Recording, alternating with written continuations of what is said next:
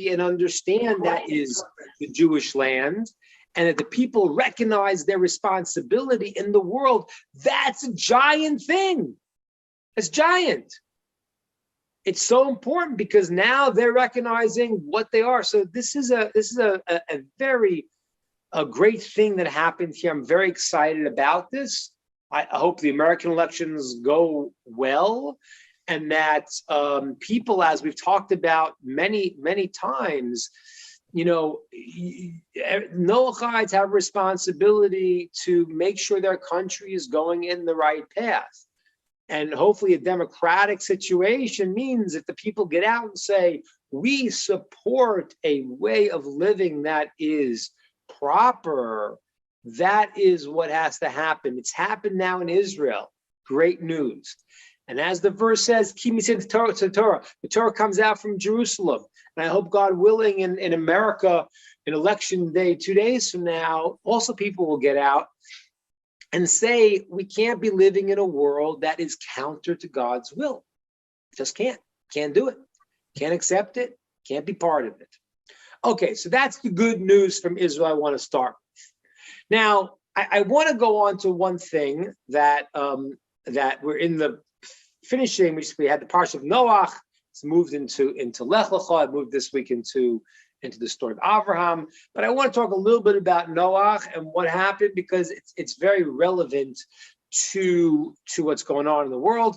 And somebody who's in the group asked me about Noach a little bit. And was Noach a tzaddik? Was he a righteous person or not? You hear some different stories about it. So I want to explain a few things.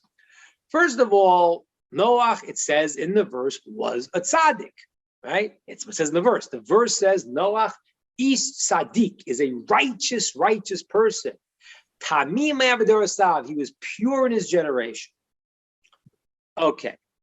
Now, one of the things that was crucial about Noach, which is an aberration we need to discuss again, is it says Noach was a tzaddik, he was a righteous person, and that's something that's called in the Jewish writings called Shomer HaBrit. He guards the covenant.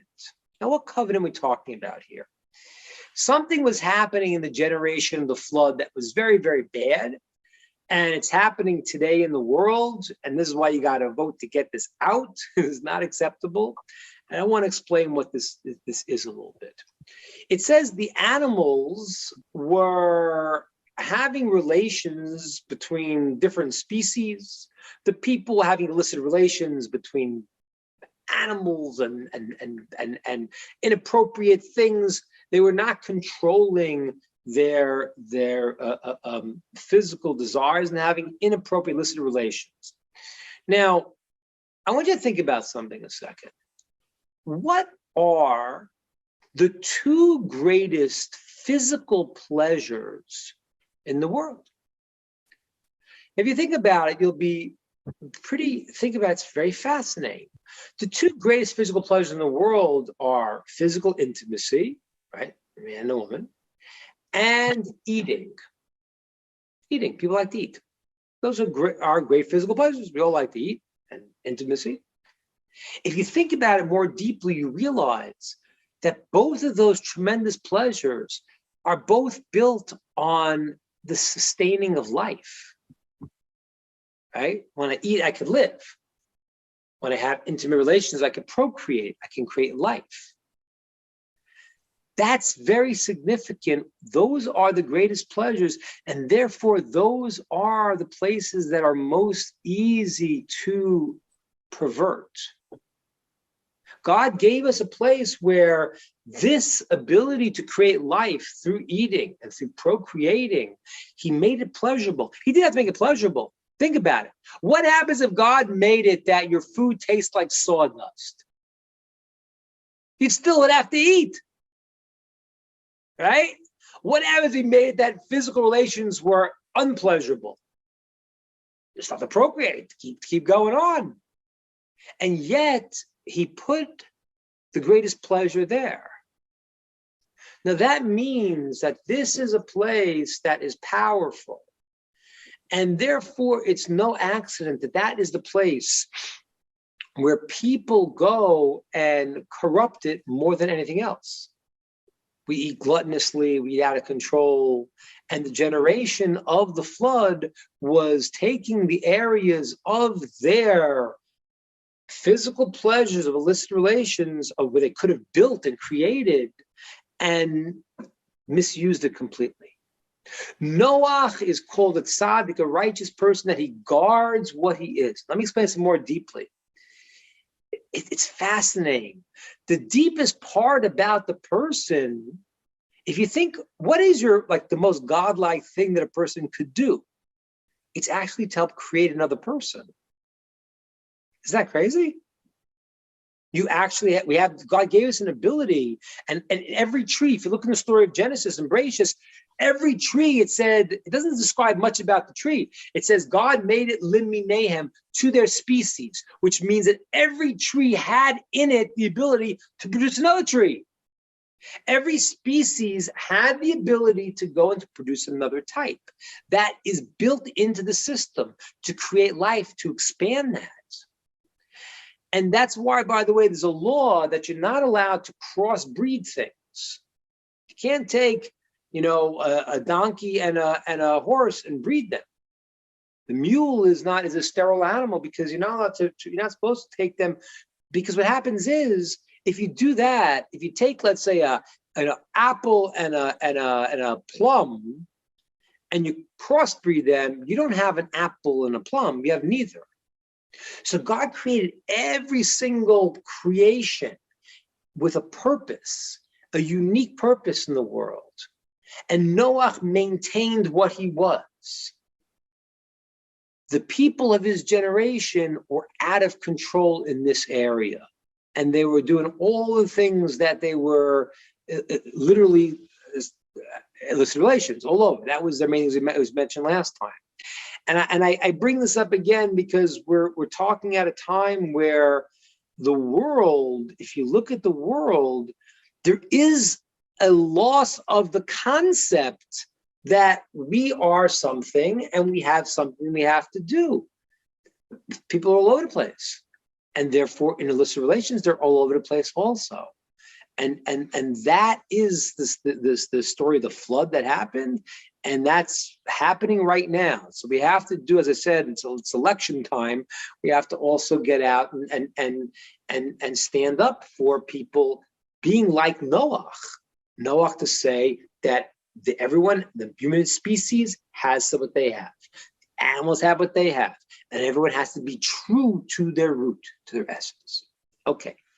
Now, so is Noach greater than Abraham or not? That's an old question, people say, right? The text says that Noach is righteous in his generation. So some people say, well, in his generation he was righteous, but in other generations, not so much. And some people say, well, no, it depends. He was great. If he had been in Abraham's generation, it'd be even better. Now, I want to just explain this a little bit here.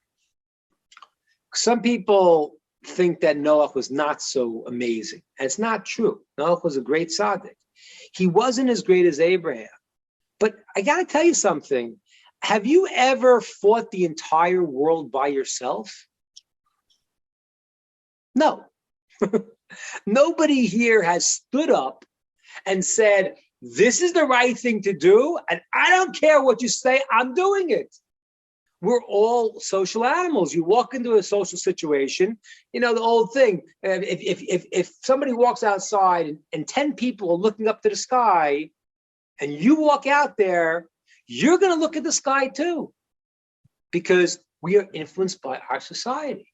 And therefore, to stand up like Noach did, and like Abraham did, is very unique. Now, but Noach was not in the same level as Abraham for various reasons I want to discuss. And this, I'm sure you've heard this. We talked about it before. Let's just bring it home because it's all relevant to what's happening now, what we need to do. So it says that the verse in the prophets calls the flood the waters of Noach. Wow. That's a pretty dubious honor to have a flood named after you, right? It's like, wow, that's great. Wow, the flood's got my name. That's not a very good thing. So why is the flood named after Noah? So the sages tell us because he didn't pray for his generation. What does that mean? It means he didn't care? He obviously cared. He rebuked them. He said to them for a long time, listen, this is going to happen. This is going to happen. But there's a point where Noah said, okay, if God judged them that they're not worthy, that's what they got to get. It wasn't like I didn't see that movie, and I hope you didn't see it either. There was a movie a couple of years ago about Noah. I didn't see it, and I hope you didn't see it, because people told me it was like they painted him like this crazed guy who was all angry. That's not what it was. He tried his hardest for years to get his people to do the right thing, but he said when God judges them that they're not worthy, there weren't 10 righteous people on to do. Abraham had a different view of the world. Abraham is called Av, a father. Abraham means Av Hamon Goyim. He's called the father of many nations. Abraham looked at himself as the father of the people. And he said, I know they don't deserve it, but I got to find something. As we talked about once, when he prayed for Sodom, what a crazy thing. He's praying for the evil people. How do you explain that? And I told you this once before. I want you to remember this. It's very, very crucial. He was not praying for bad people to stay bad. That wasn't his prayer. His prayer was that if there's goodness in this place, then that could shine out to everybody else. And that's really the way you're supposed to pray for people. You're not supposed to say, oh, there's a bad guy. Yeah, good. Let him keep going. No.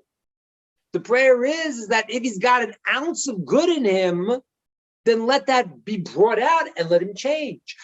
Abraham prayed for Sodom because he said, if there are a number of righteous people, that means there's a seed of goodness in this place.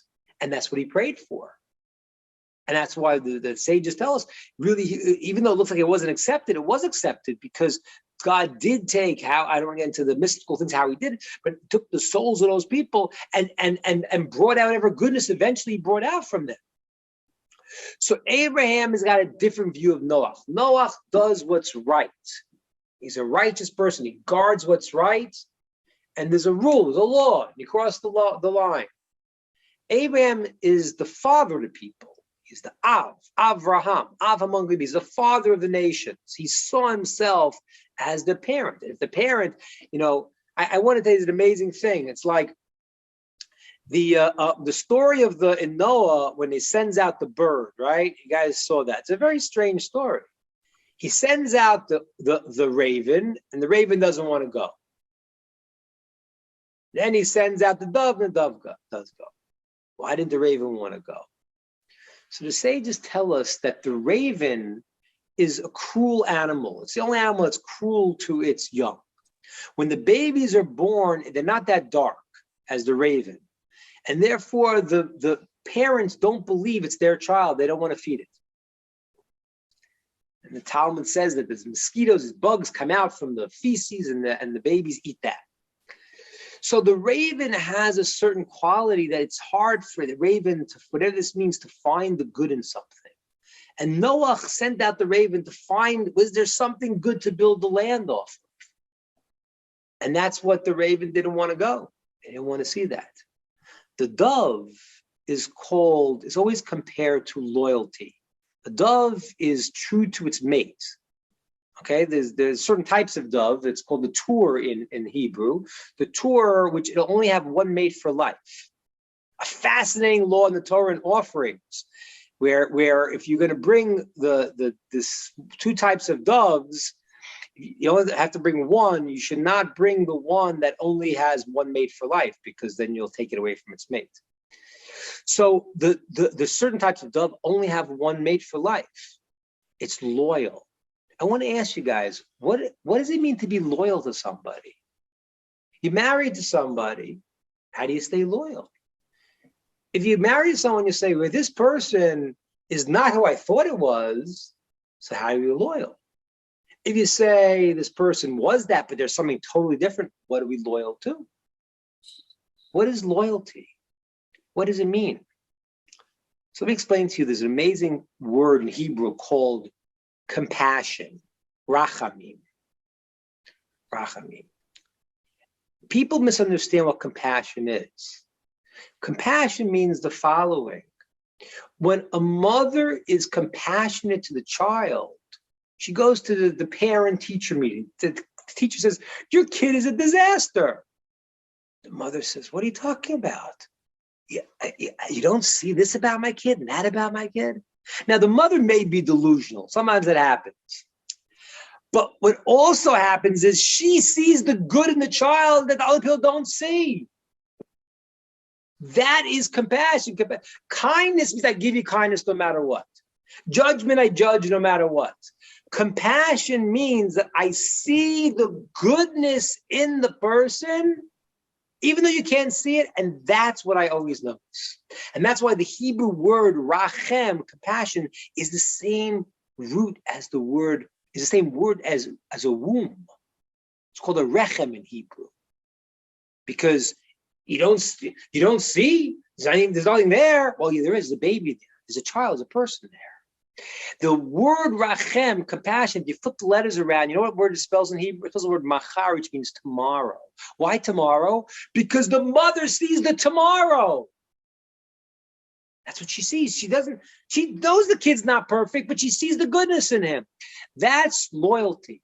Loyalty means, let's say a couple's in a relationship and they're going through a hard time. But you see in the person what it is that you loved in the beginning, even if it's being hidden, even if it's confused, even if they're going through a hard time, you see that goodness and you want to pull that out. You're loyal to what you saw in the beginning. There's the seed of what the person is. That was the dove. So Noach then sent the dove because the dove was that other level that it was looking for the point to build the world on, to see what was good. That is, as I said before, the Noah situation. Noah as a human being, very righteous, but he missed that next level of Avraham. Avraham's level is, I am their parent, and I'm going to see the good in them, and I'm going to pull the good out, and that's what he did. Avraham is a very unique person in the sense that he was the first person to come to God with his mind.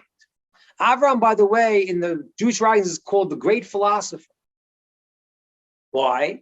Because he said, this doesn't make sense. This doesn't make sense. People worshiping idols, this doesn't make sense. I need to think about what's happening. And he thought about it until he realized there has to be a God. And when he thought about it, it says that God appeared to him and says, yes, you understand.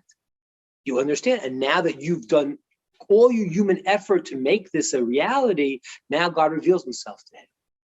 Then Avram spent his life going and feeling that responsibility to share this with other people like a parent. And that's why it says Noach was very righteous, but he couldn't go in the front. He kind of was like with God, and God had to Abraham ran out in front and said, okay, this is my job in life, is to bring God into the world. And that's what I want to give us the idea today, what we're doing.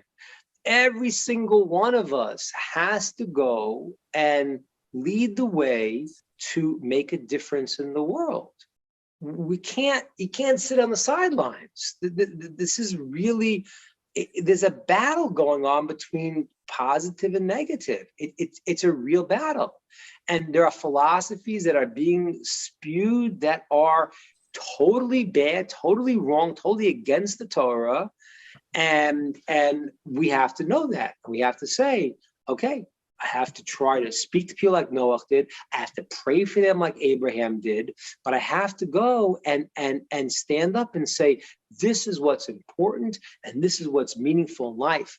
And now it's happened in Israel. It's a good first step. It should happen in the entire world, that people should stand up and say, there is a creator in the world. As I said to you many times, so much of this negative woke reality is based on the idea that we are God. There's not a creator, a omnipotent, beneficent creator who created the world and is moving it towards a purpose. And there are boundaries, and I stay within those boundaries. In Noah's generation, they broke all the boundaries. Today, break all the boundaries. And therefore, we should have a blessing to be able to stand up, be counted, and take back our countries in the world to be like Noah and like Abraham, who are going to go and to help rebuild the world, find that goodness, and try to find it in people. I mean, it's hard. People sometimes are at a level today that I've never seen. I've never seen the level of inability to speak to people today as 10 years ago and 15 years ago. It's unfortunately shocking. People have this big thing with, I was thinking about it yesterday, they had this big thing about, Elon Musk buying Twitter, restoring free speech. Okay, I think it's noble, but there's something else that I want to add to you about this. And this is important. Whatever your political positions are, it's important to hear, even if someone is wrong and you disagree with them, it's important if you could find something that you could see good in them. Maybe they could hear you better. So I was thinking about it, and they had this idea of like, Elon Musk says, and he's right, that they're censoring people from their opinions. It's clear. I mean, I don't get too much of politics, but a lot of things that were that very recently were like conspiracy theories. You couldn't say them are now known facts. So there's censorship of doctors and this and that. So the other side will say, well, let's open up free speech. And I hear that, but I want to put one caveat. And in Jewish law, this is crucial. In Jewish law, even if something's true and negative, you're not supposed to say it. Okay, I'm not saying that in Noachides have to do this to this level, but the concept you need to do. In other words, let's say I know a person he did something, I don't like him. It's not a good thing to go and to announce it. So I haven't answered anything on a social media platform in years. I did once because one of my students said I should, and then people started saying their opinions, and they were talking. It was fascinating because it was like people started opening a mouth to me like they would never do as the rabbi. Now all of a sudden they're on Facebook, so I could say, well, I want to now. Well, I'll get my anger out. So I was thinking yesterday, I think I got to call up Elon Musk and tell him, I have a great rule for you. Freedom of speech, I agree. But you know what? I think the first thing you should do when you respond is say something good to the person who made their comment, even if you disagree with them. Even if you think it's wrong, how about this? I appreciate your passion for this thing. I think it's totally wrong, but you're very passionate about it. The person's going to hear you a million times more. And unless you're talking about a really evil person, which unfortunately there are, when you can't really, there are some, unfortunately, but most people in your orbit are not like that. But really evil people are, okay, it's different. But generally speaking, the people in your orbit, you have friends, you can have relatives that have different opinions politically now, and you can't even talk to them. So I find something good. You might disagree. If I start out with, a person says something that I think is absurd, and they say it with real vigor. So I wrote my first response to somebody. I said, "That's a very thoughtful thing that you said, and here's what my opinion about it." So I've already complimented it. It's not a game. It means finding the positive, even if you disagree, because that's the way the world used to be. I had an opinion, you have a different opinion. Now, a different opinion, you're terrible, you're racist, you're this, you're that. That's the way the world is today. But if a person could actually, have the freedom to say their opinion, but say it in a positive way. You're not gonna get, even your free opinions when they're combative and they're negative, you're not going to change anybody. I've never seen. It's like at my Shabbat table. people after speaking words of Torah always feel good. If they're speaking politics, nobody feels good. It just doesn't work. It doesn't happen that way. So when you want to talk to someone, do the Abraham, do what Abraham did. What Noah tried to, and he wasn't able to pull that off fully and to defend the people like Abraham was. Find something that you could acknowledge. It should be something, and then say your opinion, and then maybe they'll hear you better, and you'll understand, even if they're misguided, that there's something there that maybe you could work with. So that should go now from Israel to the rest of the world.